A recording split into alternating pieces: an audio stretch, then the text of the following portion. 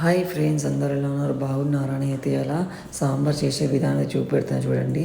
ఓకేనా? Onions cut చేసుకోవాలి, పచ్చిమిర్చి కట్ చేసుకోవాలి, క్యారెట్, చిన్న చిన్నగా టమాటోస్, వంకాయలు, ఓకేనా? చూడండి, మునక్కాయలు. ఆ తర్వాత పప్పుని అయితే బాయిల్ చేసుకోవాలన్నమాట. కుక్కర్ ఇది కాబట్టి మేమైతే ప్యాన్లో బాయిల్ చేసినాము. ఆ తర్వాత నూనె వేసుకోవాలి. ఆ తర్వాత ఆవాలు, జీలకర్ర,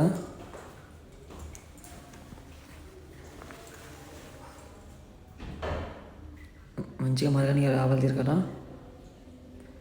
ఆ తర్వాత చిన్న కట్ చేసుకున్న పచ్చిమిర్చి 3-4 కట్ చేసుకోవాలి. ఆనియన్స్ 2 చిన్న కట్ చేసుకోవాలన్నమాట. ఓకేనా? ఆ తర్వాత మంచిగా మిక్స్ చేసుకోవాలి.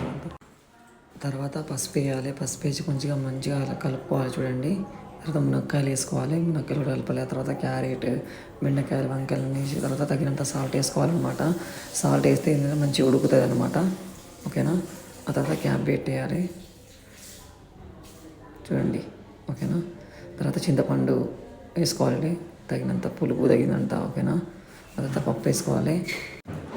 తర్వాత మంచిగా మరగనియాలి. ఓకేనా? కారం వేసి ధనియా పొడి వేస్తే మన సాంబార్ రెడీ.